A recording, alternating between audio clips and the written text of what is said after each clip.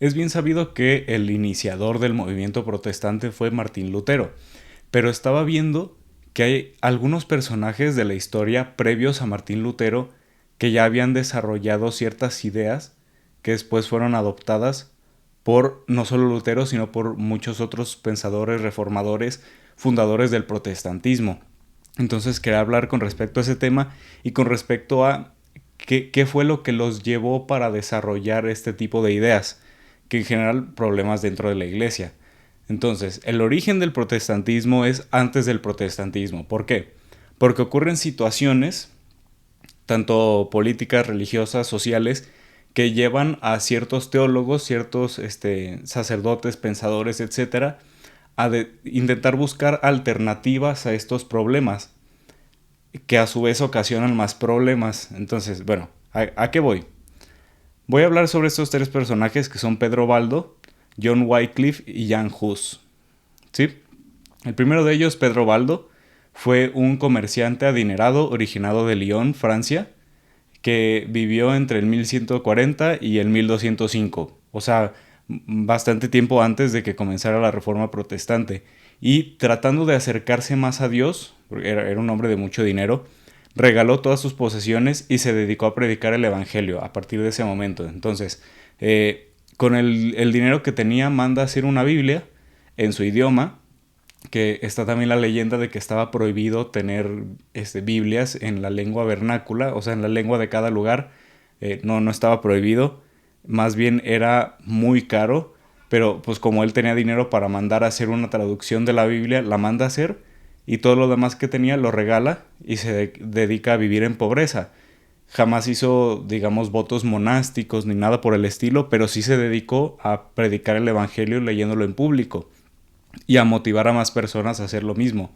Ahora bien, por ese lado está bastante bien, está muy bien, pero después comenzó con doctrinas que ya van directamente en contra de lo que profesa la fe católica. Primero, negaba la validez de los sacramentos a excepción únicamente del bautismo y de la Eucaristía.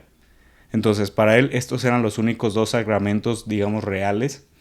Negaba la existencia del purgatorio, negaba la veneración de los santos, incluyendo a la Virgen María, que pues es santa, negaba la transubstanciación, es decir, que Cristo se hace presente en la Eucaristía por medio de un cambio en la substancia, o sea, no es un cambio en la materia, sino en la substancia. Al final de cuentas, el pan deja de ser pan, el vino deja de ser vino y pasan a ser el cuerpo y la sangre de Cristo.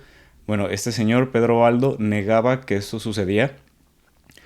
No encontré bien qué explicación daba entonces a la Eucaristía si él decía que era un sacramento válido. Lo que sí sé es que por lo menos la forma en que la Iglesia Católica dice que sucede, que es la transubstanciación, él la negaba. Y pues es el fundador de la secta de los valdenses. Algunos la confunden con los cátaros o los albagineses, pero no, es un grupo completamente aparte, separado de ellos. Después tenemos a John Wycliffe, que fue un traductor y teólogo inglés que vivió entre el 1324 y 1384, considerado por muchos como el primer reformador, o por lo menos como uno de los primeros. Con reformador se refiere a reformador de la fe o precursor del movimiento protestante. Fue un hombre sumamente inteligente, fue un erudito de su época. Según diversas fuentes, poseyó cargos significativos en universidades importantes de Inglaterra, aunque esto no está comprobado, ya que hubo otro personaje con el mismo nombre y como que los historiadores no se han puesto bien de acuerdo entre quién es quién, pero sí se sabe que era sumamente respetado en su época. O sea, en cuanto a teología se refiere, era de lo máximo que tenía Inglaterra en su época. Ahora bien, sus ideas. Comenzó criticando la riqueza del clero romano. Esto fue previo al gran cisma de Occidente, que hablaré en el video próximo, en el cual la Iglesia Católica Romana se dividió en dos y después en tres, y fue un rollo. Previo a este acontecimiento empezó a suceder que muchos clérigos, tanto sacerdotes como obispos, estaban, ¿cómo se dice?, enriqueciendo de una manera exagerada, y él criticaba el modo de vida que llevaban, lo cual es completamente justificable, y recibió un gran apoyo por parte del pueblo inglés y de los miembros de la realeza. Fue el líder del movimiento anticlerical, o sea, contrario a la iglesia o a la jerarquía de la iglesia, que aquí ya entramos en terreno pantanoso, en terreno complicado, porque él proponía que toda la propiedad de la iglesia debía de pasar a manos del gobierno. Fue muy apoyado por Juan de Gante, que era el duque de Lancaster, y junto con él luchó contra el obispo de Londres, en este debate precisamente con respecto a las propiedades de la iglesia y el enriquecimiento del clero. Sin embargo, en estos debates no hubo un claro ganador, pero un consejo de doctores en teología que participó de este conflicto le terminó dando la razón a las ideas de Wycliffe con respecto de que él su intención era que se enfocaran más en la parte espiritual y no tanto en la posesión de bienes materiales, que hasta ahí todo bien. Pero, alrededor del 1380, comienza a hacer declaraciones controversiales con respecto a la doctrina católica, criticando sobre todo a la jerarquía de la Iglesia. Sin embargo, en este mismo año decide atacar directamente la doctrina de la transubstanciación, lo mismo que Pedro Baldo. Él creía en algo llamado impanación, que es similar a la consubstanciación que después predicó Martín Lutero. O sea, él proponía que el pan sigue siendo pan, pero además es cuerpo de Cristo. El vino sigue siendo vino, pero además es la sangre de Cristo. Y justo en el momento en el que comienza a predicar esto, pierde todo tipo de apoyo, tanto por parte del pueblo como por parte de la realeza. O sea, le dijeron, ok, está muy bien el movimiento que propones en primera instancia, pero no podemos tolerar esta doctrina. O sea, esto ya es contra la doctrina, tal cual. Esto va más en contra de formas o de disciplinas, pero esto ya es atacar la doctrina y esto es inaceptable. Le dieron completamente la espalda a partir de este momento. Después comenzó a desarrollar más doctrinas. Primero, que Dios, según él, que Dios no necesita intermediarios, es decir, sacerdotes en un mundo ideal, pero existen porque nuestro mundo no es ideal. O sea, para él no queda de otra, y por eso hay sacerdotes, más o menos así. Para él la propiedad privada es fruto del pecado.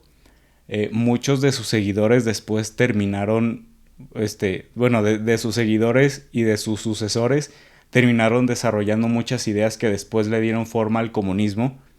Él proponía que hay dos iglesias, una visible, que son los que se van a salvar, y una invisible, que son los que se van a condenar. Un poquito extraño, o sea, como que no podíamos saber cuál es cuál realmente, sino que eso estaba dentro de cada uno de nosotros, algo por el estilo. Criticaba la jerarquía eclesial y él proponía que el papa se debía de elegir al azar, por sorteo, en lugar de ser votado. Proponía que la Biblia tiene más autoridad que la Iglesia, que de esto también parte Martín Lutero después para desarrollar el resto de la teología protestante. Él jamás dijo que la salvación es por la fe, como Lutero. Él proponía la salvación mediante la gracia, como lo propone la Iglesia Católica. Esto nunca lo dejó. Y también él enseñaba que un sacerdote en pecado no puede administrar sacramentos, similar a la herejía del pelagianismo, que proponía precisamente eso, que si un sacerdote está en pecado, sus sacramentos son inválidos. Que pues esto ya está más que refutado, pero este señor sí creía eso y lo difundía. Después tenemos a Jan Hus, que fue un sacerdote, teólogo y predicador muy famoso entre los años 1369 y 1415, que vivió en el reino de Bohemia, lo que actualmente vendría siendo la República Checa. Era muy adepto a las ideas de Wycliffe, ¿sí? Y mucha gente asistía a sus predicaciones donde difundía la posición de Wycliffe sobre la jerarquía de la iglesia, la salvación, los sacerdotes, la impanación, es decir, lo contrario a la transubstanciación, y también su doctrina con respecto a las escrituras. Ahora bien, en el año 1408 el Papa Gregorio XII advierte al obispo de Praga, que era la diócesis a la que pertenecía Jan Hus, que la herejía wycliffiana de Wycliffe ha llegado a sus tierras. Entonces le dice, hey, ten cuidado, están circulando escritos de un tal Wycliffe que propone estas ideas que son heréticas. Así que inspecciona lo que están enseñando tus sacerdotes y ten cuidado de que no vayan a enseñar herejías. Entonces el rey de Bohemia, no el obispo, sino por iniciativa del rey, se ordena que la iglesia inspeccione los escritos de Wycliffe en busca de esas tales herejías de las que hablaba el Papa. Y Jan Hus, en ese momento, que era fan de Wycliffe, pronunció que condenaría cualquier herejía que se encontrara en los textos y que él estaría básicamente de acuerdo con la conclusión de esta comisión de inspeccionar los escritos de Wycliffe. Sin embargo, en 1410, una bula papal por el mismo Gregorio XII ordenó la quema de los libros de Wycliffe. O sea, ya de plano tolerancia cero con respecto a sus escritos. Y Jan Hus se pronunció públicamente en desacuerdo con esta medida y buscó respaldo en el antipapa Juan XXIII. Que esto fue ya en tiempos del cisma de Occidente, en el que hubieron varios papas, uno de ellos legítimo, los demás ilegítimos, antipapas, que será lo que hablaré en el video próximo. Y fue como pues este papa no me apoya, voy a buscar al otro papa para que él sí me apoye, básicamente. Pero no lo apoyó. Hus fue excomulgado y después de varias revueltas se vio obligado a exiliarse.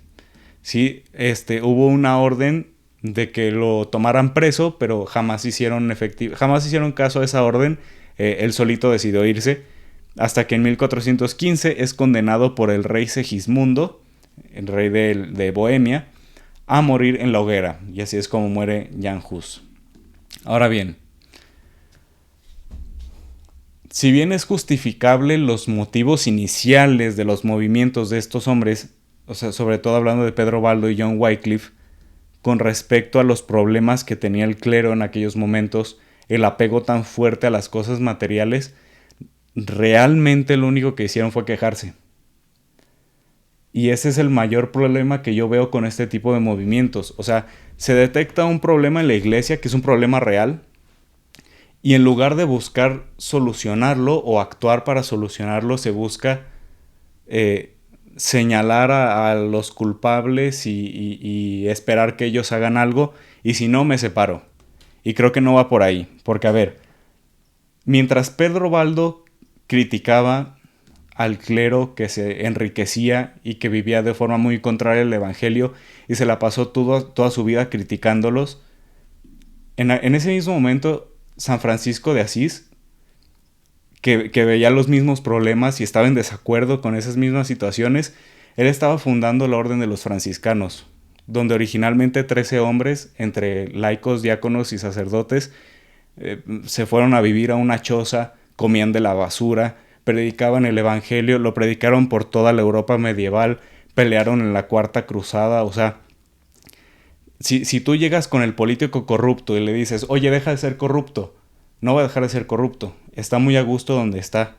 Y lo mismo sucedía con algunas autoridades eclesiásticas de aquel tiempo. O sea, si ellos les decían, es que tú eres un ladrón y tú eres no sé qué cosa, tú no vives el evangelio, no va a cambiar, está muy a gusto donde está. No va a hacer nada al respecto. Más bien, lo que hizo San Francisco dijo, los que ahorita son jóvenes, algún día ellos serán la jerarquía de la iglesia. Mejor vamos catequizándolos a ellos y vamos poniéndoles a ellos el buen ejemplo, porque después ellos serán los pastores de nuestro pueblo. No importa si nos toma muchísimo tiempo, pero es mejor desde un principio encaminarlos bien para que no terminen como los que cometen ese tipo de errores. Y mientras John Wycliffe estaba ahí, quéjese y quéjese de esos problemas, batallando con el gobierno, batallando con la iglesia, Santa Catalina de Siena acababa de entrar al convento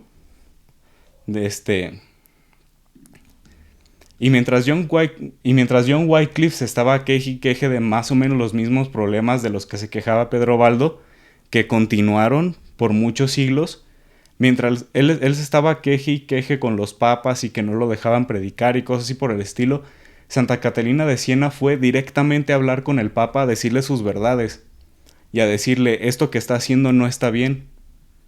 En aquel tiempo el papa se había trasladado el papado de Roma a Aviñón. Y Santa Catalina de Siena fue en persona y le dijo, usted debe estar en Roma y debería de estar solucionando los problemas que de verdad importa y de los que se debería de hacer cargo, así que vaya y vuelva. Y Jan Hus, a Jan Hus le mandó a hablar el Papa y jamás fue. para empezar. Él dijo, ay, perdón, no pude ir. Probablemente la historia hubiera sido muy diferente si lo hubiera hecho. Y los problemas que él planteaba, que él atacaba y que él criticaba, 100 años después seguían estando presentes. Seguía habiendo clericalismo, seguía habiendo mucho enriquecimiento por parte del clero en los monasterios, etc. Y 100 años después tenemos a Santa Teresa de Jesús, que entra al convento y se da cuenta de estos problemas y dice, esta no es forma de vivir.